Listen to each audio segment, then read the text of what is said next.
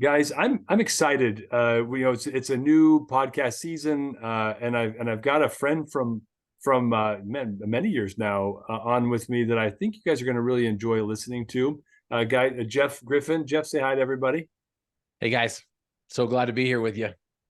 So, Jeff, I got to tell you about Jeff before we dive in, and I want him to tell his story. I don't want to spoil it because I won't do nearly as good of a job as he will. But I met Jeff years ago at a networking event. He was a special guest, and I got to see it. And you don't know this. I'm gonna spoiler alert. Jeff, he's in a wheelchair or in a chair at his desk, but he doesn't. He has been paralyzed. And again, I'm not going to spoil, and I'll let you tell that part. But Jeff inspired me in a way that very few people ever do. I've seen a lot of motivational speakers and guys that give hoorahs, but he's very genuine. But Jeff's overcome a lot in his life, and he continues to on a daily basis. And so I wanted to bring him on. He's the founder of Griffin Motivation, and he's traveled the world as a motivational speaker. And because there's so much going on in the world today, we're in the quietest pre-recession that's ever happened in the history of humanity right now. I'm sure it has nothing to do with the election year coming up. We don't want bad headlines, blah, blah, blah. But the reality is, like, all the markets are down about 20-25% as far as new lead flow. Everyone's kind of feeling this pressure. There's a lot of strain around the holidays. Sometimes folks feel that way too, end of year, new year. So I felt like it'd be great to get Jeff on. We're going to talk a lot about emotional resilience today. Before I do, Jeff, if you don't mind, would you please share a little bit more about yourself personally and professionally, and tell us a little bit about your backstory that I think makes you a perfect candidate for this conversation? Absolutely, absolutely. And as you mentioned, I am in a wheelchair, and I do speak all over the world. Some people might call me a motivational speaker. I like to think of myself as a transformational speaker. And I love the word that you use. That Jeff was a genuine, a genuine speaker. I guess there's some speakers out there that are not genuine. You can tell that they're a little fluffy or whatnot. But I speak all over the world. I've been compared to the likes of Tony Robbins at the fraction of the price. Mm-hmm.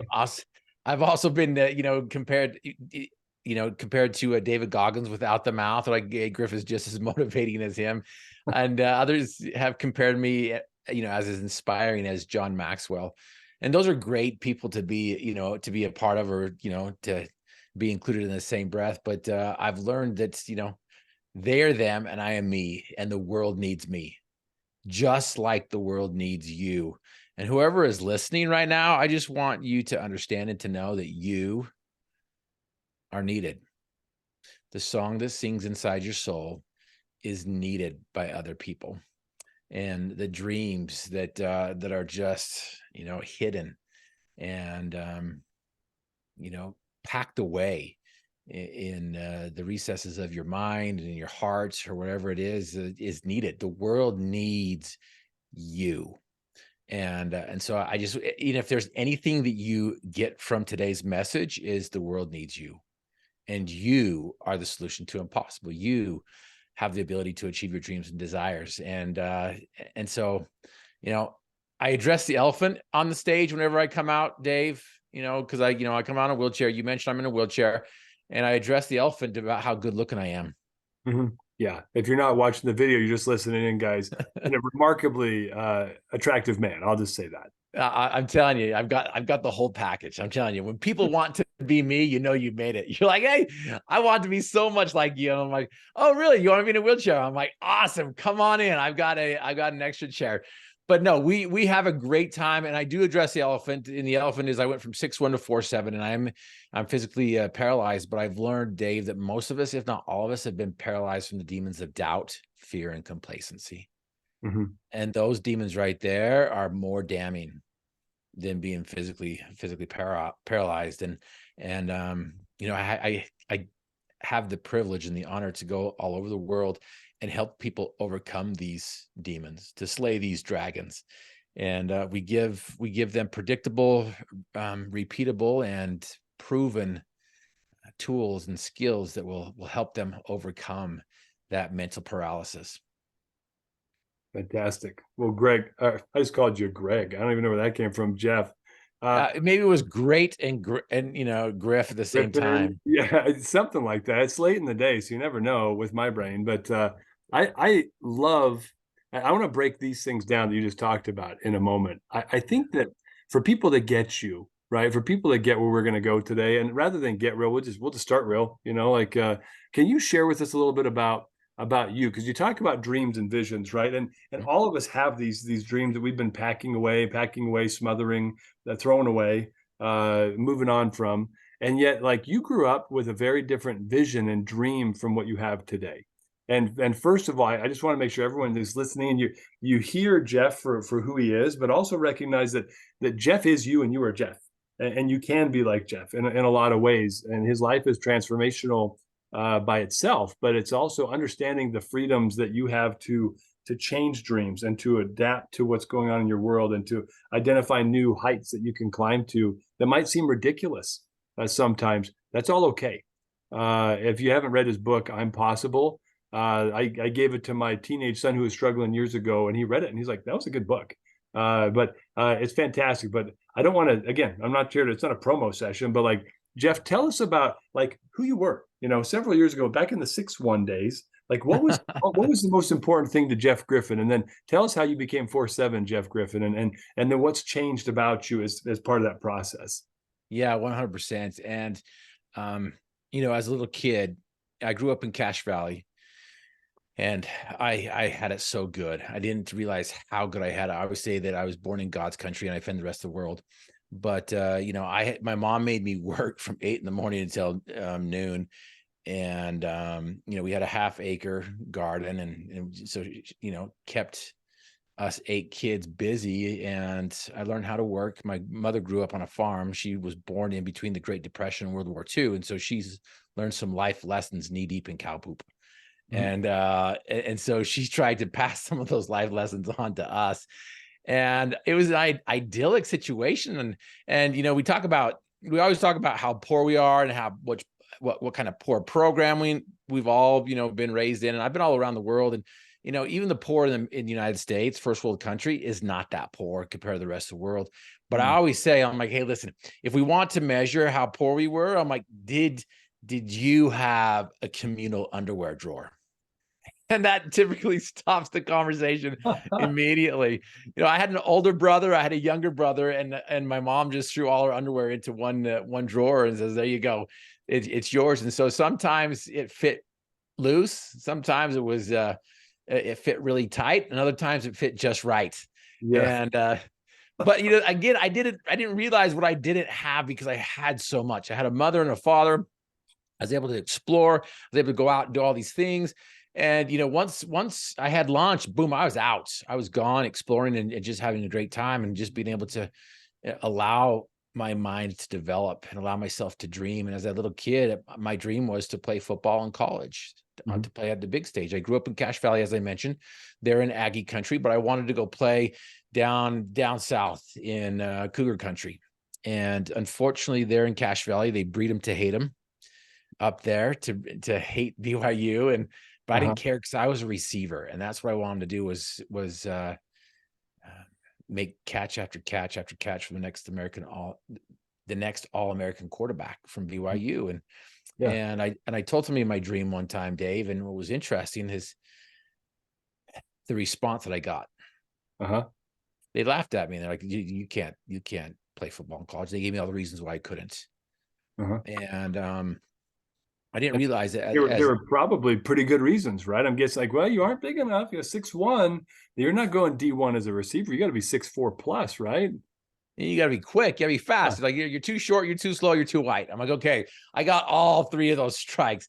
But fortunately for me, I didn't realize that we as human beings, we typically base other people's possibilities on our limitations. In other words, other people base our possibilities on their limitations. And so when we tell them what we want to do, they'll tell us all the reasons why we can't, according to their understanding. We reject what we don't understand, and we base our possibilities on what we know. And if we've never been somewhere before, we're going to reject them because we've never been there. And then we're going to go ask other people, and they're going to give us their opinions on what they think they could do, not what we're capable of doing. And so it's just a vicious cycle. But fortunately for me, I just continued to listen to that song and continue to chase down my dream. And received a letter from the legendary Hall of Fame coach, Lavelle Edwards, inviting me, the short, slow white guy, to come play at his school. And I know the haters out there will say, well, everyone at BYU is short, slow, and white. But don't get upset. Don't be mad. But and so, that was my dream as a little kid. And I was able to taste the sweetness of success and play 2 downs, to play on the big stage, to be on the field, and to really experience what that would be like to, be on the first team. And I was so excited. And when I came home in between seasons, I started my own business. And as a painter, because I'm like, the quickest way to make some money is start your own business. And so I'm like, okay, what can I do? I'm like, okay, I'll paint, not pictures, but buildings. And so I got a phone call from Napoleon Dynamite Country. They're in Preston, Idaho. And this lady invited me to do a bit on her barn. And 3 days later, and $3,000 richer, I had enough money to go back and focus on football.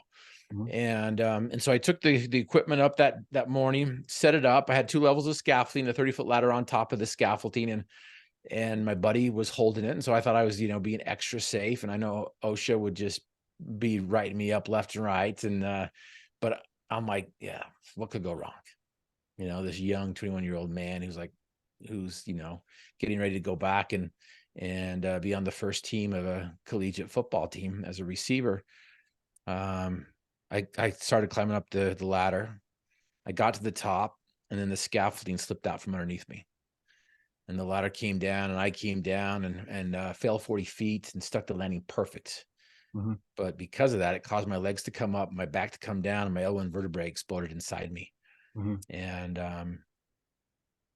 the damage and pain was so excruciating that I tried to reach down and alleviate the pain, grabbed onto my legs and with my hands, and I could feel my legs with my hands, but I couldn't feel my hands from my legs. And I knew something was up, but it wasn't until I got to the hospital that my fears were confirmed. But I remember my buddy coming up to me and shaking me and saying, "Are you okay? Are you okay?" And I'm like, "I don't think you should be doing that." And I remember looking up at him and voicing my fears for the first times out loud. And I looked at my buddy and I'm like, "Doug, I think I'm paralyzed. Go call the ambulance." And he left me there. He left me there next to an unpainted barn, had just fallen 40 feet, couldn't move, couldn't feel anything. My dreams of playing football, done. Yeah. And in an instant, my identity that had been working on my whole life up until that point, to jump higher, to run faster, to catch better, was stripped from me instantly. And so, I had a decision to make, because we're all going to be faced with difficult challenge and major setbacks. And the problem isn't the problem, because we all have problems. You have problems. I have problems. All your listeners who are listening right now and watching, they have problems. We all have problems. But the thing is we typically want to just talk about our problems. We're really good at defining our problems. We're really good at letting everyone else know about our problems. And the problem isn't the problem, Dave. We all have them. The problem is how we look at them. The problem is how we deal with them. The problem is, how do we approach them, and how do we flip the switch and reframe and look at them as opportunities, as the next comeback, or the next stepping stone, or the next learning opportunity, whatever it is, right? My mother, as I mentioned, grew up in between the Great Depression and World War II. And, she learned life lessons knee deep in cow poop. And when I was about her age, 10 years old, I went into her office, and on her computer was a little sticky note. I remember it to this day. And the sticky note says, "Trials are like manure. They sure do stink, but they certainly help things to grow." Yeah. And so in my 10-year-old mind, I'm like, okay, I got to simplify this. I love this, but how do I simplify this? And so today, in 2023, I take that saying and I make it my own. And I say, you've got to learn how to take your crap and turn it into a crop. So how do you take your crap and turn it into a crop? Whereas other people might say, how do you take your mess and turn it into your message? How do you yield a great big huge field of a bounteous crop using something that is crappy, using something that you wouldn't think that it would be useful for anything. And that by the end of the growth period, you're like, holy cow, this is a bounteous harvest that we're going to take in. So the problem isn't the problem, because we all have problems. Yeah. You know, I like to say that every problem under the sun has a solution, or it has none. If there be one, hurry and find it. If there be none, never mind it. And let me ask you this, Jeff. So these are, I mean, we are listening to the I don't know if you can call it the pinnacle, but like the Jeff in 2023. yes. Right? And yet Jeff, whose buddy just left to go get that ambulance, right? You weren't thinking about the bounteous harvest at that moment. And as I think is normal, right? I don't think anyone would expect you to be lying on the ground thinking, I know it. I know what I'm going to do now. I'm going to go help people transform their lives. Yeah. My experience, like that was not Jeff on the ground by the barn. Just like when Dave got, Dave, I've had all sorts of weird, I mean, I don't want to even compare, right? But like I've had lots of times where I've fallen off the proverbial ladder, right? And found myself a little paralyzed in life, paralyzed financially, paralyzed with, kids with cancer, whatever those things were. Like we've all had them, and we'll all continue to have them. Like just because you've made it through that doesn't mean that life is peachy all the time for Jeff. But if we're being real about this, like what was going on in Jeff on the ground by the barn's mind right then? Yeah. And thanks for bringing me back to that moment, because it has been a long time. It's been nearly 30 years since I broke my back. I've been in a wheelchair longer than I've been out of a wheelchair. So my new identity is me in my wheelchair. I go around and I dress the elephant in the room about how good looking I am. And, as a young man, I always thought that I wanted a bullet bike, because I thought that the women, the chicks dig the wheels. But it wasn't until I got in a wheelchair that I realized that the chicks dig the wheels.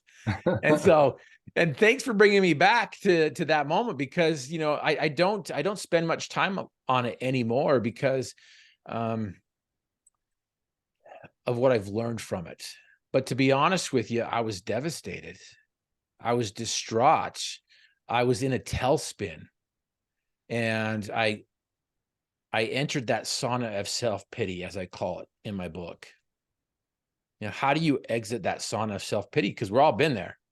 We've all been in that syrupy, sticky sauna of self-pity where we're like, you know what, come on in, join my party. Let's talk about our problems, right? So again, going back to, we are really, really good at identifying and talking about our problems, but I also don't want to diminish anybody's pain by sharing the solutions that I've discovered, and by sharing my pain as well. Because I don't want to take away from anyone else's experience, anyone else's hurt, because I've realized that all pain hurts, no matter the size.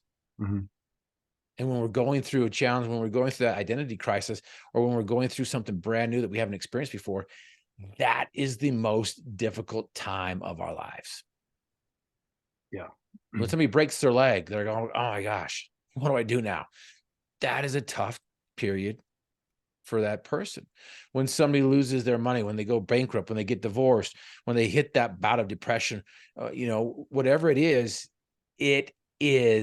difficult, and it is dark, and it is scary. It's the unknown. It's the unknown. And I was in that sauna of self-pity. I was like shaking my fist at God and questioning why me, and then I was questioning myself. You're so stupid. Why don't you just go and rent a $60 lift? You could get the tall parts of the barn done first, and then boom, you take it back the next day and you're done. And, you start kicking yourself. And I was struggling, because, for me, as somebody who's very, very physical, it took me an hour to get dressed in the morning, just to get my pants on, just to get my shirt on. It took me a half an hour to get out of my bed with the help of 2 nurses. I had to put my body brace on in the morning in bed, and before I could even sit up. I couldn't use the restroom anymore like I did. It's, everything was a struggle, putting on socks, putting on pants. They stopped feeding me in the hospital in bed. And that sounds so bad, but they stopped feeding me in bed, and they made me go to the cafeteria if I wanted to eat. And, I was having the pity party of a lifetime, at this moment. I was rolling down the sterile halls of the hospital, go to the cafeteria, and how you're in pain and you're Mhm. hurting and you just want to be left alone. Yeah, That's all I absolutely. wanted to be, was left alone. And I learned that a lot of times that is the most dangerous thing to do, is to be left alone. We don't like it. We don't want to hear it. We don't want to be around other people, but we need it. We Mhm. need other people. And I learned that day, Dave, as I'm rolling down the sterile halls of the hospital, um, that my life, I didn't know that my life was going to change that day when I went to the cafeteria. But what was interesting is there was a prisoner there at the hospital doing rehab that asked me a question that set me free from my prison, What did he ask? that set me free from that sauna of self-pity, that allowed me to break free from that syrupy, sticky sauna of self-pity, and to never look back. And I look back and I'm like, of all the people in the cafeteria and in the hospital, it was a prisoner that asked me a question that set me free from my prison. And you asked, what's the question? Yeah, what did he ask? Well, in fact, tell me. So he was in there for rehab, like for a drug rehabilitation or for physical rehab? Physical rehab. He was lifting weights and had a brain aneurysm in his head, paralyzed from the right side of his body, couldn't speak. I was getting my food, and I just want to be left alone. Tears were welling up. It was one of those days. I went and found the corner of the cafeteria so I could be left alone, put my tray down. And I'm crying. I'm flavoring my food with my tears. I just want to be left alone. All of a sudden, plop, this tray plops in front of me. And I look up, and then there's this guy. I had no idea who he was at the time. And I'm about to tell him to go take a hike with some very colorful language, probably some language that you would hear in the prisons instead of the hospitals. And he looked at me and I looked at him, and before I could say anything, he asked the question that changed my life, that set me free from my prison. And the question that he asked me was, right, dude. And I'm like, Run that by me one more time, Jeff. yeah, exactly. I'm like, what was that? He's like, right, dude. And in his slurred speech, I recognized the question that he was asking me. And the question that he was asking me was, why are you crying, dude? And that question right there snapped me out of my pity party. It helped me flip the switch in my mind and helped me realize that really that's all it takes. That's all it takes to go from crappiness to goodness, right? And it's just a simple flip of the switch. And if we haven't practiced it before we experience it, it's going to take us a while to Mhm. figure it out, to get through all that crap, to get through all, the molasses and the other stuff that is keeping us from flipping that switch. And that's all it takes, is just to be able to flip that switch. Every single one of us have the capacity and the ability to do that. And if anyone's listening right now saying, nah, that's not true.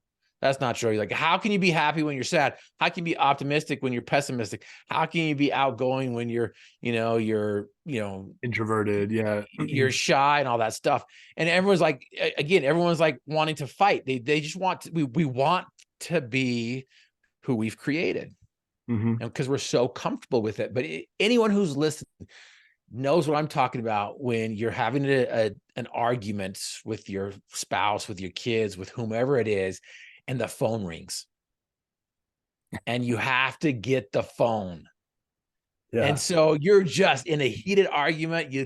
You pick up the phone, and it's also it's like click, And it's your hello. mom. It's your mom, right? Right. And you're like, oh, everything's nice. Yeah, absolutely. Everything's great. Uh-huh. Perfect. It's amazing. Absolutely. Uh-huh. I'm still not done with this argument that I have. We're not done yet. You're looking at that person. We're not done yet. Uh-huh. Absolutely. This is great. Uh-huh. Absolutely. Okay, bye. Click.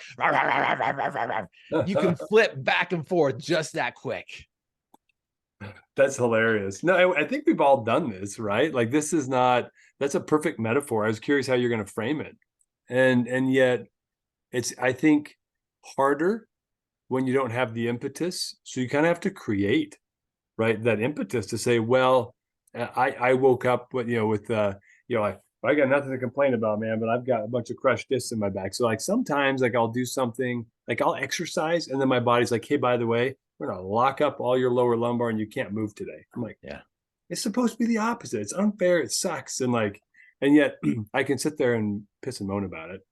Or I get to decide like, well, like my back doctor told me years ago, I had to come back early from a trip to Hawaii, like really first world problems here, guys. So I'm not complaining, but I was feeling pretty mopey about it because I have a lot of stuff I want to do. And the doctor comes out, he shows me this X-ray of this screwed up back, and he's like, Dave, he's like, you got to decide, like this back's pretty messed up, right? I'm like, yeah, it's pretty messed up. He's like that's my back. I'm like, oh. He's like this the brightest 65-year-old man I've ever met. And he's like, you got to either like go home and like feel sorry for yourself and eat bonbons and watch TV and become inert, or take a couple of ibuprofen and go live your life. It's your choice. But I'm just going to tell you, no surgery is going to fix this. Only you can fix this. And you're going to be uncomfortable. But you just have to be okay with the fact you'll be uncomfortable and go live your life. And I was like, oh, crap. Like I never expected that. And I didn't expect that to be your back. He's like, I do 200 push-ups, 200 sit-ups a day. I run a micro farm and I'm 65. And that's my back. Yours is not much better, but you're young. Like you got a whole life ahead of you. So I don't want to steal any thunder from you, but like the framing that I got from him, like every time my back hurts, I'm like, I'll go take some ibuprofen and live my life. Like I just realized I get to decide every day. And I have friends and family that are like, oh, my elbow hurts. Like I need to be in bed today. And I'm like, ooh, also a decision. And I have to respect that they have the freedom to make that decision, but which one yields a better result? You know, and back to you, Jeff, because you're the guy, you're the expert here, you're the pro. I'm just like, I'm commiserating and thinking about the fact that I've had some really good people share similar advice and didn't expect it to come from the source. Right. And I love that, because, when I told the doctor about my, my decisions, I'm like, once he gave me the news that I never walk, never stand, never move my legs again. I'm like, okay, well, that's your opinion. I have a different opinion. I'm going to run and not be weary, walk and not faint. I'm going to have a full recovery. And I'm just going to look at the improvement. It's the small improvements. And so when I, first day of therapy, I'm on the parallel bars and I'm trying to let go and try to keep my balance with my braces that they put on my legs. And I went from 1 second before I fell over to 10 seconds to 20 seconds to 30 seconds. And I went back and told the doctor the improvement. I'm like, hey, doc, I'm improving. I'm going to get better. And I remember him pointing his finger at my chest, looking me right in my eyes and say, Griff, don't get your hopes up. That's impossible.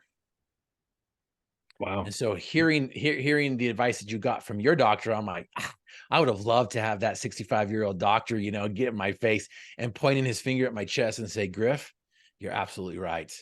You are going to walk again. Instead of, Griff, don't get your hopes up. You'll never walk, you'll never stand, you'll never move your legs again. And people are like, Griff, that's so delusional. It's so Pollyannish. And it may be. But what's interesting and what I've learned is what we do today on a regular basis was once deemed impossible in the past. Yeah. Madame Curie was told that that there were no more elements to be found. And she found 2 and a Nobel Prize. Mm-hmm. The Wright brothers were told that you can't control flight, but we can get across the United States in a matter of minutes. And indoor plumbing and running water. What a beautiful, beautiful dream somebody had. You can just go and flip on the water and we have clean, clear water. The third world countries are like, is it true that you guys flush, your business down the toilet with clean water and with drinking water? And you're like, well, if you put it that way, yeah, absolutely. We flush everything down with clean, potable water. And so, just this mindset, that each and every one of us has a choice to choose to tap into. I got to Jeff, like that moment when the doctor's pounding your chest with a finger, telling you you're not going to walk again, drop it. I think we all experienced that in some walk of life. How did you react to that? Like, what was your initial response? Did it demotivate you a little bit, or did it motivate you? Well, so this happened after I exited the sauna of self-pity. And so my world has changed, right? Because at that moment, when that prisoner asked me that question, I had a choice to make. I can focus on the things that I can do, or I can focus on the things that I can't do. Mm-hmm. And at that moment, I couldn't walk. I couldn't feel. I had a body brace. I had an incision from my belly button to my back across the left side of my body. And I had to have the nurses come in every 2 hours and roll me over. And all the evidence was stacked up against me. All the evidence was telling me, Griff, you cannot walk. You'll never walk again. Mm-hmm. But once I had the the shift in thinking. I'm like, okay, all right, I can focus on the things that I can do. And what I can do is I can go to the front of the hospital. I can bring my Calvin and Hobbes book and I can enjoy the sun. I can laugh a little bit, even though I want to cry. And then I can also do the heavy lifting that most of us aren't willing to do. And that is envision myself doing leg extensions, doing leg curls, doing leg squats, even seeing myself walking down the streets to the point where I'm physically perspiring as I'm mentally going through these exercises in my mind. And I've learned that some of the heaviest lifting is between our ears. And it's the easiest and it's the most accessible. But most of us don't take the time to carve out the day to work on that, to work on our mindset, to exercise those muscles, to prepare for those moments that we're going to be faced with difficult challenges and major setbacks. It's not a matter of if, it's a matter of when. Yeah. We're all going to be dealt these cards that we just don't like. We're going to have these vicissitudes of lives. We're going to self-sabotage our dreams, in fact, at times, just because of the programming that we come with. And so it's like, okay, if I can be programmed, I can be reprogrammed. And I always say, when the moment to perform has arrived, the moment for preparation has passed. And so we're all going to be tapped on that shoulder and offered a special thing unique to us and fitted to our talents. What a tragedy if that moment finds us unprepared or unqualified for the work, which would be our finest hour. I really do believe that each and every one of us has something to give to society. We can be successful citizens of society by just simply giving the world what we have, but we're not going to be able to get through. We're not going to be able to do that unless we are preparing for that moment, preparing, to give back. And so again, it's just a matter of shift. It's a matter of flipping the switch and working on your mindset when things are good, so you're ready and prepared when things are not so good. And what's interesting is when the pressure increases, typically the performance decreases, but I call it the law of the harvest, Dave. We reap what we sow. And what's interesting is pressure kind of is an indicator of what we're made out of, what we're all about. If I apply pressure to fruit, what's going to come out? Juice, usually, except bananas. You can't juice a banana, by the way. You can't, but you can mush a banana. And so if I apply pressure to a pear, I'm going to get pear juice. If I apply pressure to an apple, I'm going to get apple juice. And what's interesting is human beings are the only creation that I know of that's not true to its nature. Meaning, if you apply pressure to a human being, goodness and godness doesn't come out of us. But what comes out of us, and don't say human juice, but when we apply pressure to a human, what comes out of us is what we put in to us. And so if you don't like what's coming out, then you've got to change what's going in. And so, as you mentioned, there are some pretty scary things that are just around the corner. It's like the quiet assassin. It's the silent assassin that, that's lurking, in our neighborhood, in our community, in our world. And, the economy is going to slap some people in the face. Health issues are going to slap people in their face. Relationships are going to be destroyed and ripped apart. And I don't want to create this bleak picture, but it's happened since the beginning. Again, it's going back to the problem isn't the problem.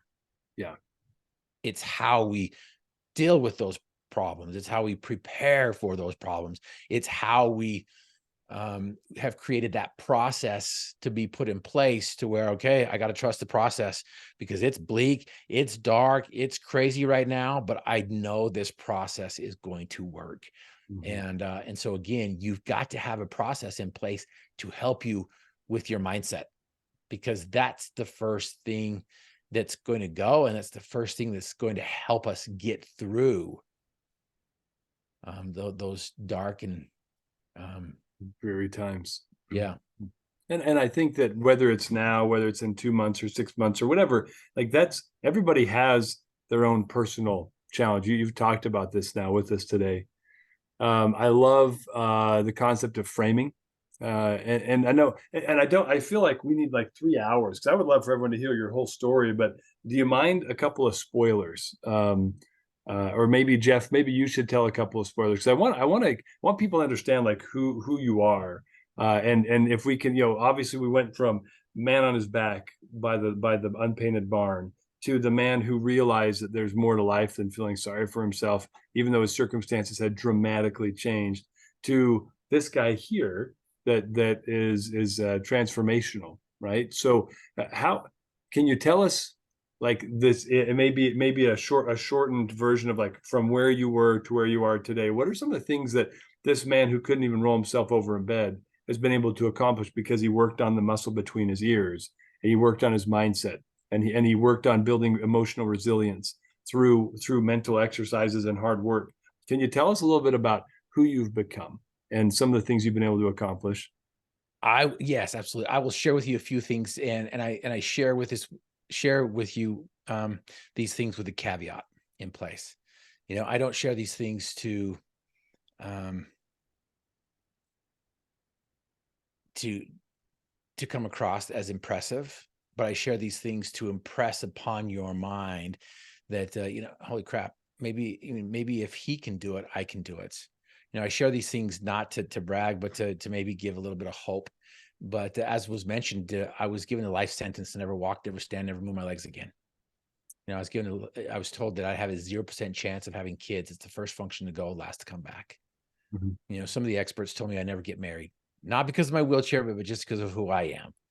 But the greatest accomplishment I would say is that me and my wife have been married for 26 years and we have 4 beautiful biological kids. And I truly do believe that no success can compensate failure in the home. And if your stuff works when your kids start to implement it. My son, who's 22 years old right now, he was 19 years old. He called me up and he's like, "Dad, I just want to let you know that you were right." I'm like, "What? Ooh. Can you repeat that?" He's like, "I just want to let you know that what you taught me was accurate and was, the more and more I live life, the more I realize how much you understood." Because I didn't know that. I didn't believe that. And then of course I mentioned to you about my 20-year-old daughter who's had every single anxiety, mental, issue under the sun. And we're working through them, and she's vibrant and she's amazing and she's having and finding this success. It's just taken her a little bit longer. And so those would be my greatest accomplishments right there. But I just climbed Mount Ben Lomond. It's the 3rd highest peak in the state of Utah. I took every step to the top. We walked it all the way to the top, 9,711 feet to the top of the mountain with a group of 20 men. And I've taken these principles that I've discovered. After I had a chance to sift through my broken back and shattered dreams, I discovered some flecks of gold. After I exited that sauna of self-pity, that helped me become one of the youngest trust managers in the bank at that time. That helped me get to the Paralympics in 2004. I'm a silver medalist. That helped me become a 2-time Guinness World Record holder. That helped me be a 4-time MVP. Wheelchair NBA All-Star out of eight visits. And all these things are beautiful, but those flecks of gold have helped me become these things and do these things. But the beauty of it is we've taken these flecks of gold, we've refined them, we've defined them, and we've forged them into some gold nuggets that other people are able to duplicate and to follow.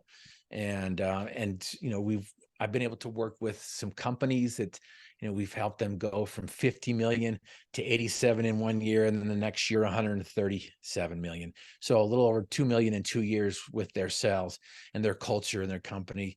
And I've worked with a police officer who wanted to be a Navy SEAL. He's now serving our country.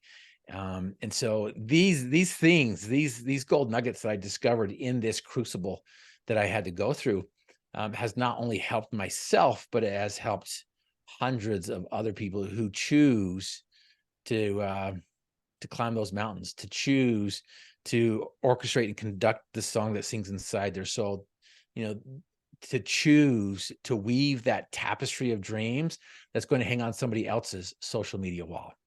And so, it's just so exciting we're just barely getting started, Dave. We're just barely getting started, and we're helping people overcome these dragons that they need to slay and these demons that they need to overcome so that they can climb their own mountains, and then they can chase down their own dreams, and that they can create this song that the world needs to hear, because the world does need to hear your song.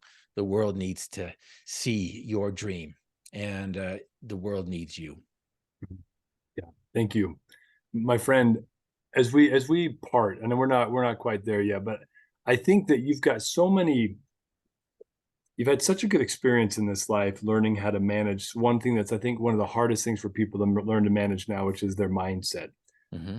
And I'm wondering, what are some of the tools you've implemented? What are some of the processes? Like, I'm a big process guy. Like, you teach me a process, or I see a process, I can implement that thing. I can do it again and again and again. A lot of the people here have never grown up with the some of the experiences you've had, or the life lessons you've had. So share, dump some truth bombs on us, my friend. Like, what are some of the ways, if I'm struggling right now with my mindset management, where do I start? Like, what can I do today and right this moment that can help put me on this path and change my trajectory from moping in the cafeteria to motivating and transforming tens of thousands of people? Like, what's step one on this process? Yeah, absolutely. Step one is flip the switch. Flip the switch. Go from I'm pessimistic to I'm optimistic. You change that self-talk that you're telling yourself. And people are like, well, I don't self-talk. And if you're saying that you don't self-talk, you're self-talking right now. Yeah. Everybody has that self-talk, and you've got to change the self-talk. And so again, when you mess up, what's the first thing that you say to yourself? My beautiful wife, she has the worst self-talk, where she's like, oh man, you're so stupid. That's what she says to herself all the time. You're so stupid. I'm like, no, you are not stupid. Or you're so dumb. Or what's the first thing that comes to your mind when you mess up? Change that. Come up with a different battle cry. Come up with a different word that you're going to do. What falls after I am are some of the most powerful things in the world. And so, I've had to work really, really hard to get to this point, even though, my sister-in-law might argue. She told my wife when we were dating, one time she's like, you'd think that being put in a wheelchair would humble a man a little bit. and I understand what she's saying and whatnot, but it's taken me a lot of time to really believe and to understand who I truly am. Mhm. Dave, I am a powerful, authentic, and lovable man. Yeah. That's the core of who I am. And my dream and desire is, when I get done with people, that they remember me as a man who lightened their loads, lifted their spirits, and loved them. That's the ultimate essence of who Jeff Griffin is. And that's what I want people to understand. And I wasn't always like that. I want you to know that I wasn't always like that. Or at least I didn't believe I was. And it's taken me some time. And so you've got to just flip the switch. Just go and flip the switch. It's like going into a room, turn on the switch, not a big deal. Boom, light turns on. You've got to turn on the light. You've got to make that connection to where you are connected with greatness. You are connected to deity. You are connected to the origin of where you come from. And so this idea of, you've got to understand how great you truly are. Mhm. And I can't tell you that. You have to come to know that. But until you can believe it yourself, you can borrow my light. And my light is, you have the ability to achieve your dreams and desires. You have the DNA, you have the greatness. You come from, you have the ability. And so if you don't believe in you, borrow my light and know that I believe in you. And I truly do believe in everybody. I believe everyone has a gift to give. And so just go turn on the light, flip on the switch, boom, the light turns on. And, what's interesting is, we've gotten so good with electricity that, the breakers don't break very often. But you Mhm. remember when the breakers broke in your house? Yeah. Yeah, it's like, I don't think you got on the floor and had a little temper tantrum and you're like, pounding your fists and shaking your fist and crying out loud. No. If the breaker breaks, you go downstairs or you go wherever the breaker box is, you open it up, you find the breaker that's been broken, click, you flip it back and bam, the lights are back on. And you can go into each individual room and click, flip it back on. And so that first thing that everyone needs to do is they need to flip the switch. They need to change their mindset. And it just begins with a simple thought. Mhm. A simple thought that, yeah, I am good enough. Yeah, I am greatness. I am powerful. I am authentic. I am lovable, and I am enough. And I'm not, we have um, that fraud syndrome, the imposter syndrome, and all that other stuff. And those things, we experience those things because Yeah. we've been told by other people that we're not this, we're not that. And we've told ourselves that, and we've started to believe it. Mhm. And then we just get into trouble by listening to those things. And so the first step is to flip the switch and to start telling yourself that you are enough, that you are good enough, that you do have that greatness, that you do have the ability. And it's going to take some time. It's going to take some work each Mhm. morning. I call it the daily dime. Behind my left shoulder here is 2 books that I've written. Well, one of them is the Genesis story, I'm Possible. The other one is the Endless Possibilities, the 90-day recipe for world record results. Mhm. And that's the tool, that's the daily dime that helps people reprogram themselves, that helps them get out of that rut, that helps them change the trajectory, because it takes some time. It will take a lot of time to do that. And so, but understand that it's not a big deal. Mhm. Just take it one step at a time. Inch by inch is a cinch, yard by yard is hard. And so when we try to consume everything at once, we get overwhelmed. Mhm. But we can't do that. And so the first step, I would say, is to flip that switch and to know that you have the ability. The second step is do the daily dime all the time. Mhm. And the daily dime is going to help you with your mindset. And I call it the P squared mindset because it's the possibility principle.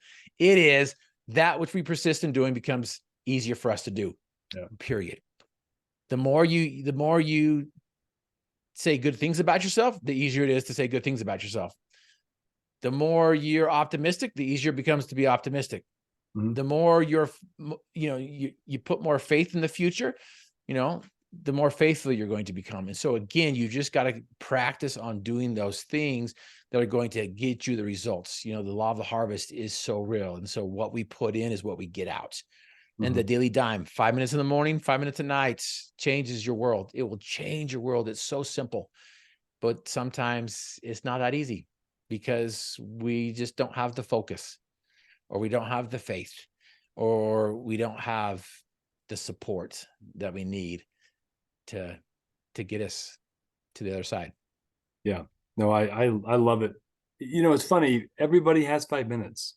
Everybody does. I think about my morning routines and the mornings where I follow. I don't do anything in particular like that. I would align with the daily dime, but at the same time, I do. Right.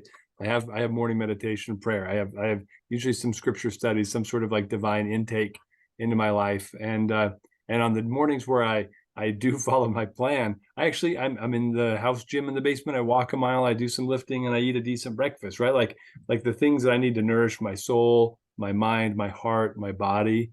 Like when I've done those things on a regular, like my day's a lot easier. It's the same day. Like I'm in 10 hours of meetings every day. It doesn't matter. And yet I find that it boosts my emotional resilience to the point where I can handle the tough stuff that happens and the good stuff. And it doesn't affect me. I'm more even keeled. But the days that I don't, I feel like peak and valley mode, man. Like it's hard. I've got to exercise a lot more energy because I didn't do my morning routines.